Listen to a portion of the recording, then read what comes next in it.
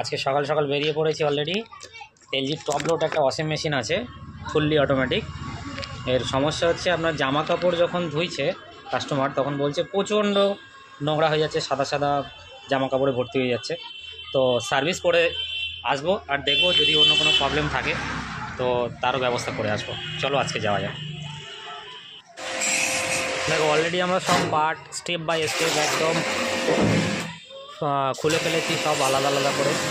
আমার vacuum pump, আমরা jet pump নিয়ে এসেছি, জেট পাম্প সেট আপও করা হয়ে গেছে, দেখতেই পাচ্ছ। জেট পাম্প সেট আপ করে অলরেডি কিছুটা জল মেরেছি, তো তোমাদের দেখানোর জন্য একটা ভিডিও বানালাম যে কেমনভাবে সার্ভিস হচ্ছে, কতটা ক্লিন হচ্ছে দেখতে পাচ্ছ। ভেতরে এতটাই নোংরা জমেছিল যে দেখেই মনে হবে যে কত বছরের পুরনো মেশিন। এমনিতে সত্যি পুরনো মেশিন, অবশ্যই প্রায় 10 বছরের পুরনো মেশিন, বাট এত নোংরা জমেছে ভেতরে যে জামা কাপড় পরিষ্কার হওয়া তো দূর কি ব্যাপার, জামা কাপড় এতে ওয়াশ করলে আরও বেশি নোংরা হয়ে যাচ্ছে।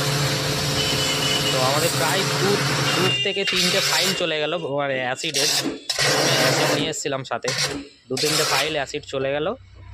তো সব কিছু ক্লিন করার পরে দেখতে পাচ্ছ ভিতরটা কেমন একদম ঝকঝক করছে, ঠিক আছে।